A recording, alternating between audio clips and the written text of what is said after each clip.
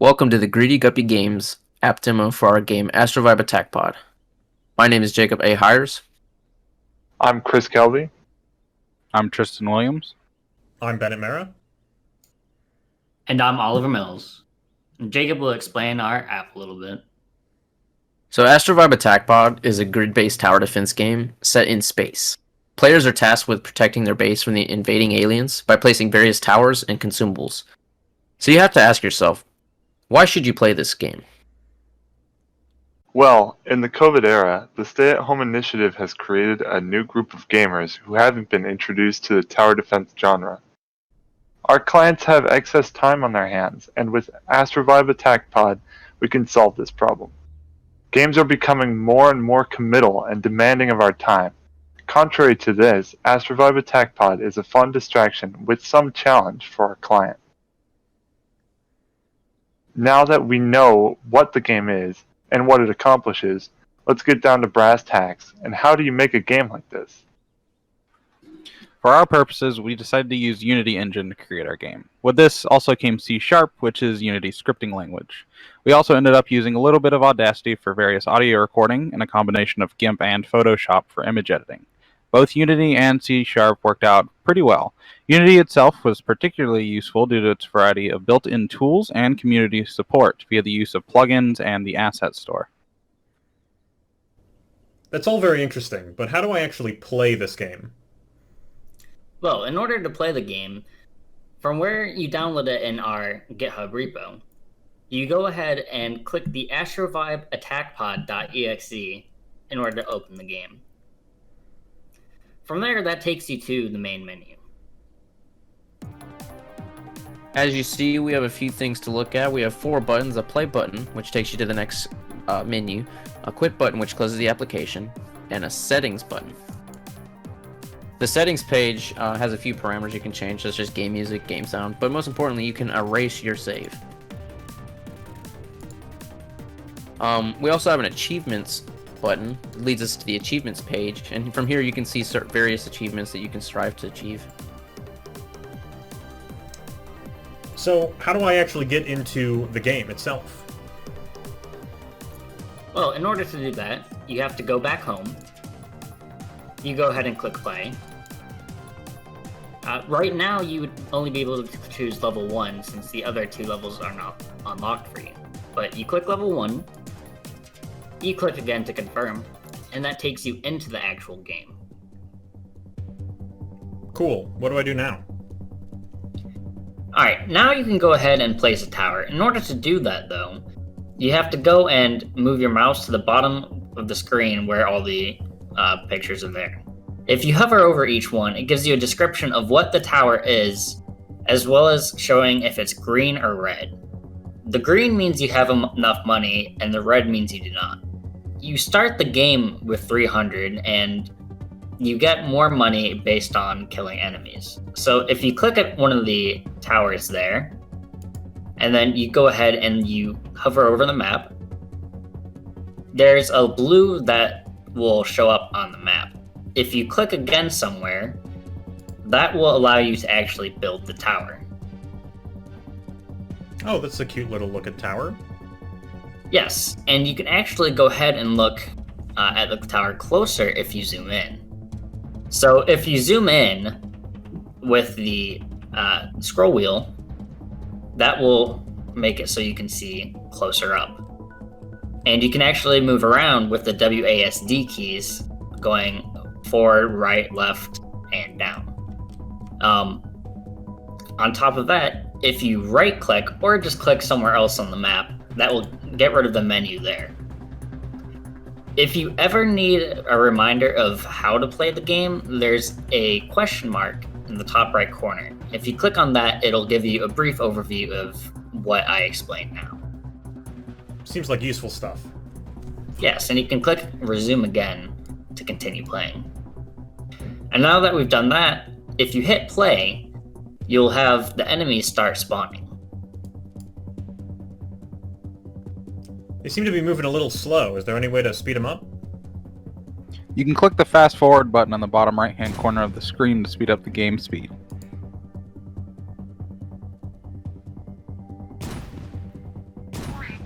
After the wave is over, you can click the play button again to start the next round. Looks like these enemies are going to be a little much for your tower right now. And in the bottom right corner, you can see two kinds of consumable weapons that are a one-time use type of weapon. There's a bomb and a spike. The bomb you have to time, so I think we should go for the spike. And you can aim that spike and place it where the enemies are running on the track. As you can see, they damage the enemy and then disappear after damaging them 3 times, and 1 got through.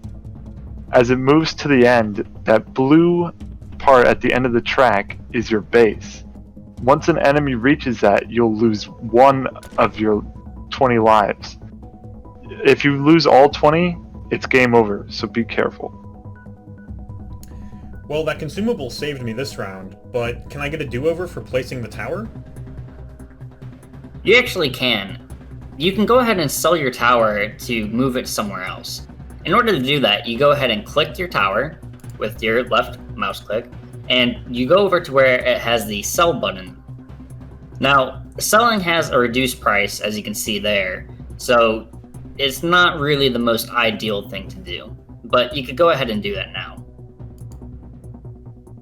Now, if you don't want to sell your tower, you always have the ability to restart your game.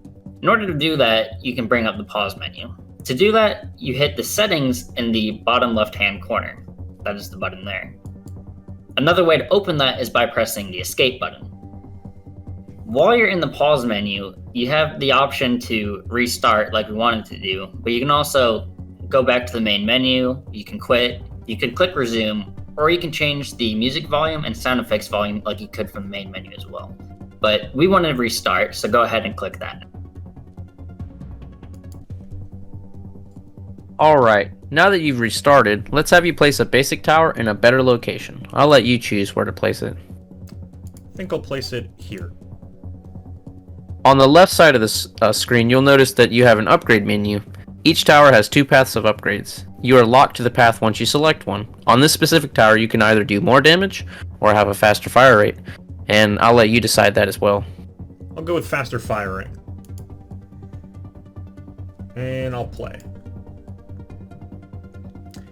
I've noticed there's a lot of different types of enemies. What makes them different? Different enemies have different speeds, health, and abilities. And for example, the drone is a fast enemy with low health. And specifically, some of the bigger enemies that you might see later take away more lives than others, so be careful out there. I want to build this cannon tower, but I don't have enough money. I'll play some more and see how far I can get.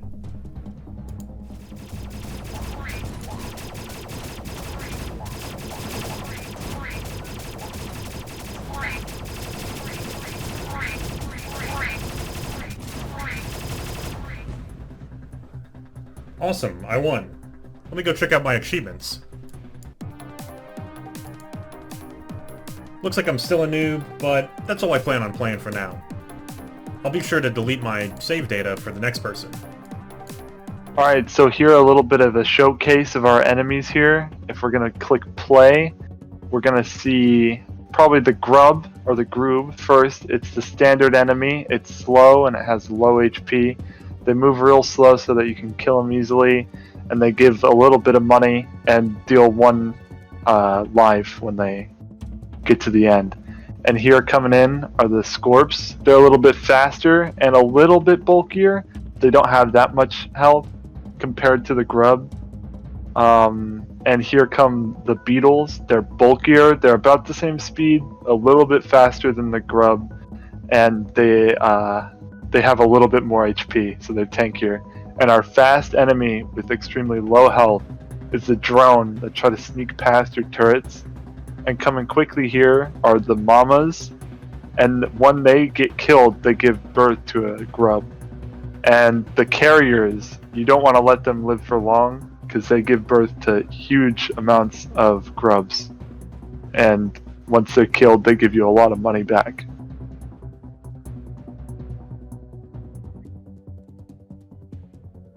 And now on to a quick demo of our towers. The basic tower is the cheap tower that you basically want to go for in the early game.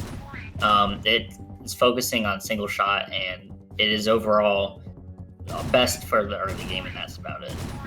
The next tower is the machine gun, which is a low damage, low accuracy, but very high fire rate tower. It is definitely something that can be strong in late game once it's fully upgraded, but early on it's not always that great.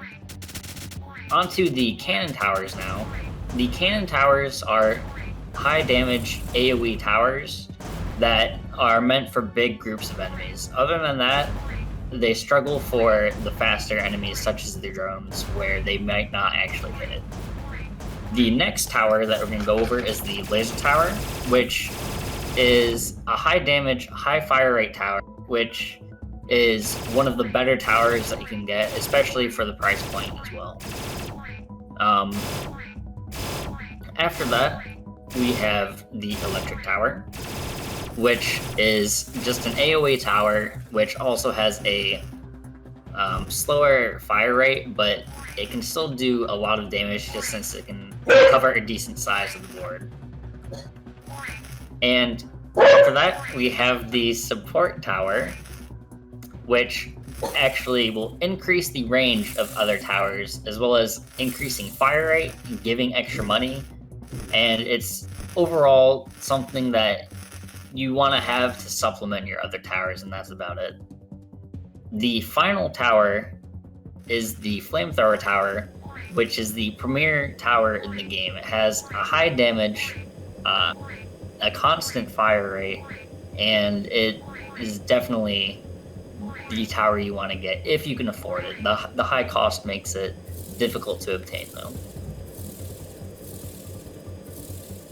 And that concludes our demo for Astrovibe Attackpod. And from all of us at Greedy Guppy Games, Thank you. you.